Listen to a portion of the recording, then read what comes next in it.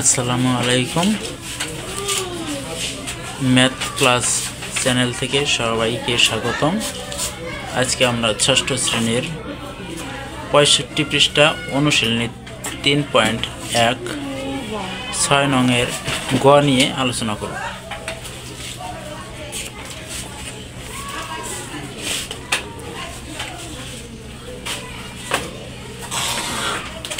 দেখ, আমরা ৬ গ -4 এবং -15 এখানে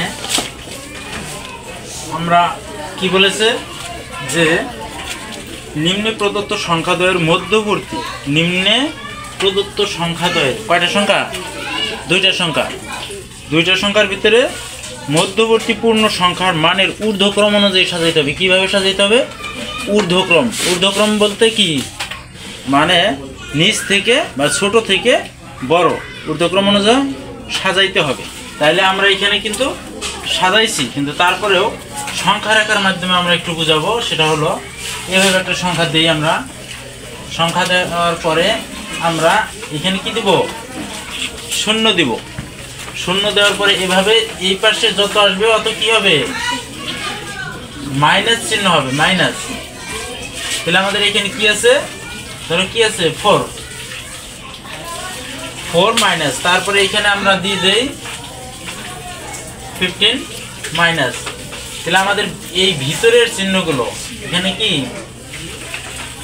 5 6 এইভাবে 6 7 এইখানে যতগুলো আছে, ঠিক আছে, এই ভিতরের সংখ্যাগুলো আমাদের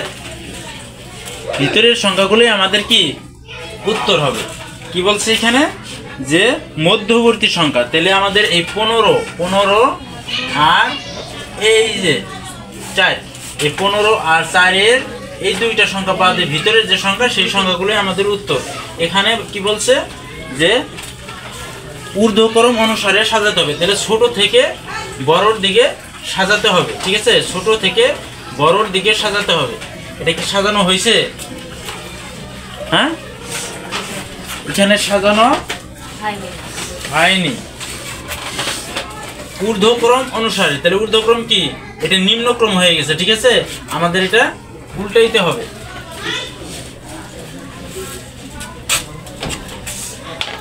কিভাবে উল্টাইতে হবে? আমাদের ঊর্ধ্বক্রম অনুসারে। এইটা হলো ঊর্ধ্বক্রম। তাহলে আমাদের প্রথমে কি দিতে হবে? 15 14, তারপরে 13 12 11 10 9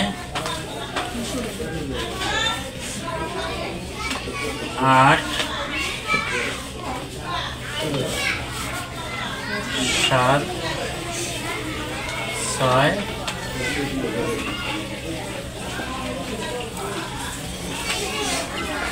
5।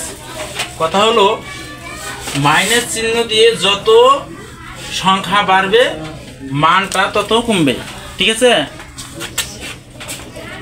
মানটা তত কমবে। এখন অতএব আমরা কি বলছি? যে ভিতরের মধ্যবর্তী সংখ্যা। তাহলে সংখ্যাগুলোকে মানের ঊর্ধ্বক্রম অনুযায়ী নিম্নে সাজিয়ে আমরা পেলাম কি? ঊর্ধ্বক্রম অনুযায়ী কি সাজিয়ে পেলাম? তাহলে আমাদের উত্তর এটাও মুছতে হবে।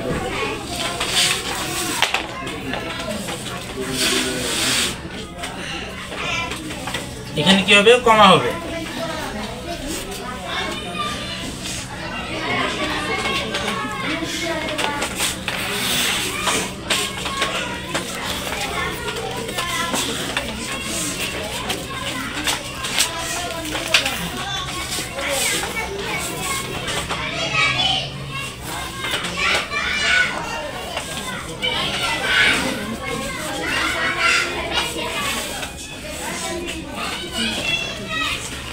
আমাদের কি বলছে? যে 4 এবং কত? 15। 4 এবং 15-র ভিতরে থাকতে হবে। কি থাকতে হবে? 15-র ভিতরে থাকতে হবে। তাহলে আমাদের এটা কি দেওয়া যাবে? এটা দেওয়া যাবে না, এটাও দেওয়া যাবে না, এখানে এটাও দেওয়া যাবে না। তাহলে ভিতরে আমাদের কি থাকলো? 15 আর 4 বাদে আমাদের 14 থেকে কি 5-এর ভিতরে, এটাই আমাদের উত্তর হবে। বুঝতে পারছো তোমরা? কথা হলো যে মানের ঊর্ধ্বক্রম অনুযায়ী আমাদের -4 এবং -15-এর ভিতরে, তাহলে আমরা 15 বাদ দিছি, আমরা এপাশে 4 বাদ দিছি, আমরা 14 থেকে 5 উত্তর পাইছি। আজ এ পর্যন্তই, সবাইকে ধন্যবাদ। এখানে আমাদের 30 দেওয়া আছে, কি দেওয়া আছে? 30 এর সামনে কি আছে? মাইনাস, এবং 23 এর সামনে কি আছে? মাইনাস আছে। তাহলে আমাদের ঋণাত্মক বুঝাইতেছে, তাই না? এখানে আমরা সংখ্যা রেখার মাধ্যমে একটু বুঝাই। সংখ্যা রেখার মাধ্যমে যদি বুঝাই, তাহলে আমাদের অত দূর তো দেওয়া যাবে না। এখানে 23 দিলাম,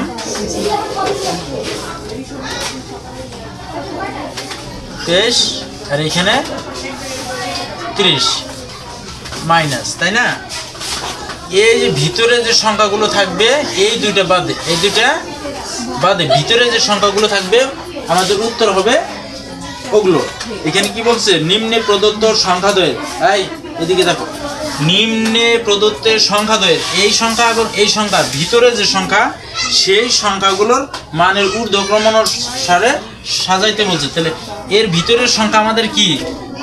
ভিতরের সংখ্যা ঊর্ধ্বক্রম অনুসারে, মানে এটা কি হয়? তাহলে -29 হয়, কি হয়? -29। তাহলে এরপরে 28, এরপরে আসে 27, এরপরে 26, কথা বলো না, এরপরে 25, এরপরে 24, কিন্তু 23 এখানে আছে, আমাদের দেওয়ার দরকার আছে? নাই। তাহলে আমাদের সংখ্যাগুলোকে মানের ঊর্ধ্বক্রম অনুযায়ী নিম্নে সাজিয়ে পাই। তাহলে এখানে এখন আমরা কি দিব না? এই বৃহত্তম চিহ্নটা আর দিব না।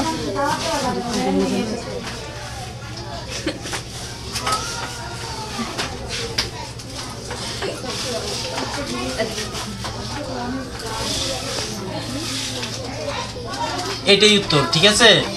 এই উত্তরের এইখানে এটাও এভাবে সাজিয়ে দেব।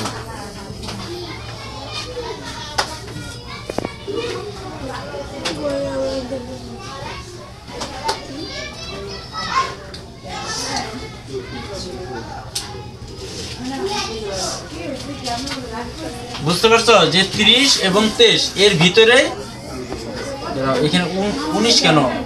29 হবে, 29। বুঝতে পারছো? তাহলে আমাদের কি 30 এবং 23 এর ভিতরে যে সংখ্যাগুলো, এগুলো মানের ঊর্ধ্বক্রম অনুযায়ী আমরা যেটা পেলাম, এটাই উত্তর। আজ এ পর্যন্তই, সবাইকে ধন্যবাদ।